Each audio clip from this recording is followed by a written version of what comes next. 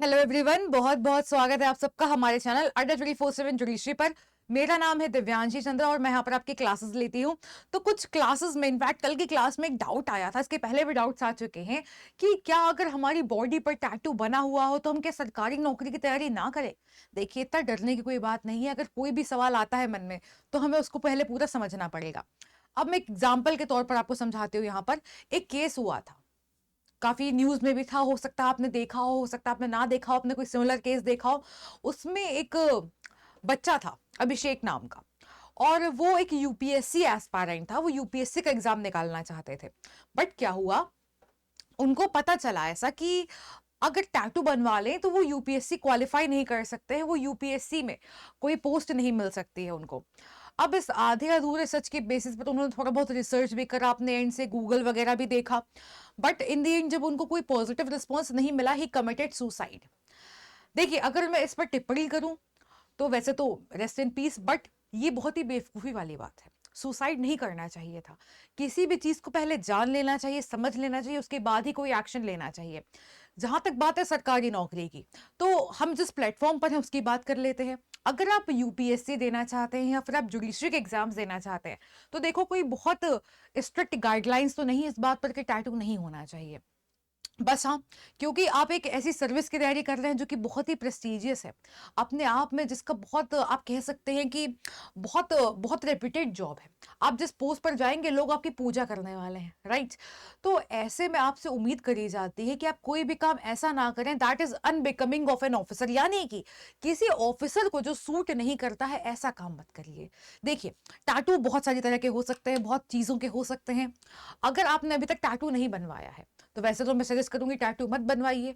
लेकिन आपका बहुत मन है टैटू बनवाने का, तो आई कैन सजेस्ट यू कि आप टैटू को अपनी बॉडी के किसी ऐसे हिस्से पर बनवाएं जो कि इजीली विजिबल नहीं है। हाँ जी, क्योंकि देखिए, आप एक गवर्नमेंट ऑफिसर बनना चाहते हैं, अगर आप जज बनना चाहते हैं, आप आईएएस बनना चाहते हैं, आईपीएस बनना चाहते हैं, तो अगर आपके हाथ पर, फेस पर, नेक पर, पैर पर कोई टैटू होगा तो वो देख करके आपकी इमेज थोड़ी निगेटिव सी हो जाएगी कि ये कैसे ऑफिसर हैं।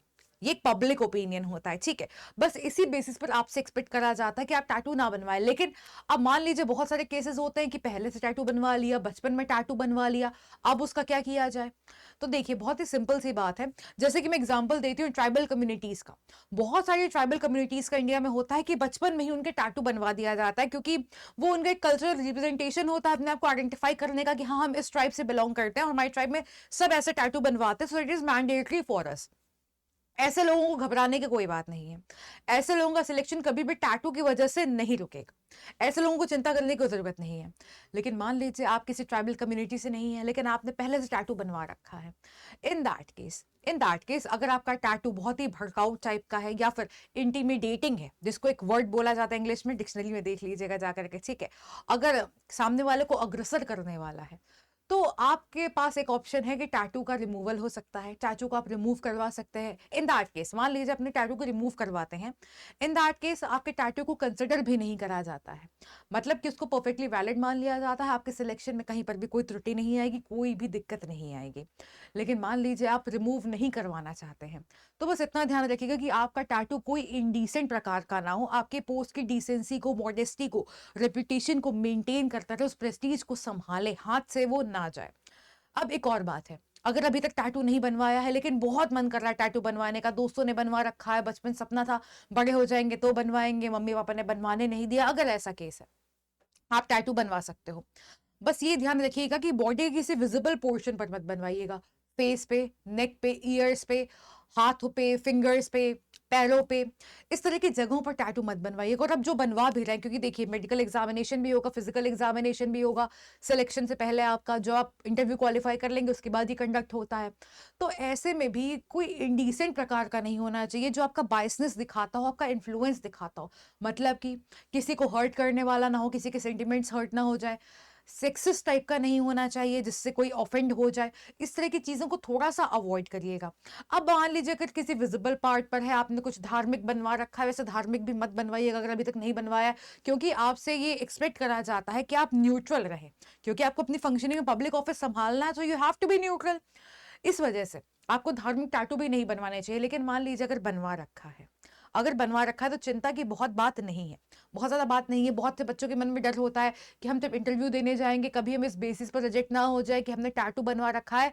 तो इतनी टेंशन लेने की बात नहीं है, बस अपनी पर्सनैलिटी को आपको कंटेन करके रखना है। लेकिन हाँ, अगर ज़रा-सा भी भड़काऊ लग रहा है कि सिलेक्शन में रुकावट डाल सकता है, तो उसको रिमूव करवा लीजिएगा। और अगर बनवाना है, तो कुछ ऐसा सिंपल सोबर सा बनवाइएगा जो कि आपके प्रोफ़ेशन को सूट करता हो। कोई भी काम ऐसा मत करिएगा, सिर्फ़ टैटू ही क्या, कोई भी काम ऐसा मत करिएगा that is unbecoming of an officer, यानी कि जो एक ऑफ़िसर को सूट नहीं करता है। चाहे आप आईएएस की तैयारी कर रहे हो, चाहे आप जज बनने की तैयारी कर रहे हो। और अगर आप जज बनने की तैयारी कर रहे हैं, तो आपके लिए भी बहुत अच्छी गुड न्यूज़ है। अड्डा 24/7 जुडिशरी नया बैच लेकर के आया है, जूरिस फाउंडेशन बैच 2.0, जो कि शुरू होने वाला है आपका 20 मार्च से। आप उसमें कैसे एनरोल कर सकते हैं मैं आपको अभी दिखा देती हूँ। Just follow my instructions. आपको यहाँ पर क्या करना है, आपको बेटा अपने ब्राउजर पे जाना है, अपना ब्राउजर आपको खोलना है और यहाँ पर आप जाइएगा गूगल पे, सर्च करिएगा अड्डा 24/7। पहले लिंक पर जाना है, ठीक है, कुछ भी सोचना नहीं है। पहले लिंक पर चले जाइएगा। पहले लिंक पर जाने के बाद आपको जाना होगा ऑल कोर्सेज में। ऑल कोर्सेज में सबसे नीचे आ जाइएगा पीसीएसजे जुडिशरी और यहाँ पर आ जाइएगा स्टेट जुडिशरी पीसीएसजे में। जब आप यहाँ पर आएंगे तो देखिए, यहाँ पर जुडिशरी का महापैक है, आप इसको भी ऑप्ट कर सकते हैं। बट नया बैच शुरू हो रहा है 20 तारीख से, जो कि ऑल स्टेट जुडिशरी का बैच है, यानी कि सारे ही स्टेट्स के सब्जेक्ट को इसमें कवर कर लिया जाएगा। ये शुरू हो रहा है 20 मार्च से। टाइमिंग होगी शाम के 6 बजे से लेकर के शाम के 9 बजे तक की, ठीक है। तो सबके लिए सूटेबल है, और कॉलेज वालों के लिए भी और जो वर्किंग प्रोफेशनल्स हैं उनके लिए भी, राइट। तो यहाँ पर देख सकते हैं आप, सारी डिटेल्स आपको यहाँ पर मिल जाएंगी। स्टडी प्लान की जहां तक बात है, तो देखिए स्टडी प्लान पर क्लिक करिएगा और यहाँ पर हेयर जो लिखा है ब्लू में, इस पर क्लिक कर लीजिएगा। आपके सामने स्टडी प्लान खुल करके आ जाएगा।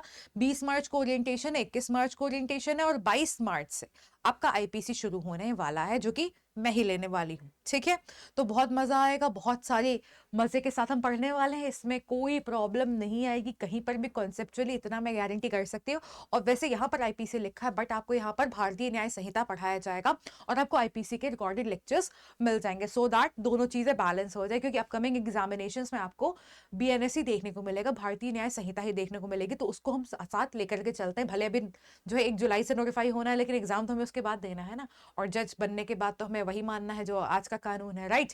तो चलिए, इसमें आप एनरोल कैसे कर सकते हैं बेटे, यहाँ पर आ जाइएगा, बाय नाउ करिएगा। बाय नाउ करने के बाद आपको यहाँ पर कूपन कोड लगाना है Y625, Y625 लगा दीजिएगा। Y625 लगाने से क्या है, 80,000 का जो बैच था वो आपके लिए 18,399 का हो जाता है। लेकिन इतना पे नहीं करना है। अड्डा 24/7 की मोबाइल एप्लीकेशन को डाउनलोड करना है, जहां पर आपको रजिस्टर करने के बाद फ्री कॉइन्स मिल जाएंगे। उन फ्री कॉइन्स का इस्तेमाल कर लीजिएगा, आपको यहाँ पर डिस्काउंट मिल जाएगा। उसके अलावा एक और चीज़ बता देती हूँ, एक नंबर देती हूँ 8053022299। ये हिमांशु जी का नंबर है, ठीक है, हिमांशु सर का नंबर है। इनको कॉल करके आपको जो भी डिटेल्स चाहिए, जो भी जानकारी चाहिए, वो आप इनसे मांग सकते हैं। ये सारी डिटेल्स आपको प्रोवाइड कर देंगे, ठीक है। और आपको ये बताना है कि दिव्यांशी मैम की क्लास से हमें ये नंबर मिला है, वो आपकी पूरी हेल्प कर देंगे। कोड आपको क्या लगाना है बेटे, कोड आपको लगाना है Y625, Y625 आपको यहाँ पर लगाना है। क्या होता है इससे, इससे मेंटोरशिप मिलती है, जिसका आप कोड लगाएंगे आपको उसकी मेंटोरशिप मिल जाएगी। तो Y625 मेरा कोड है, इसको लगा दीजिएगा। मुलाकात होगी आपके साथ फिर किसी इंटरेस्टिंग सेशन में। Chill then take care, bye bye, all the very best, may God bless you all.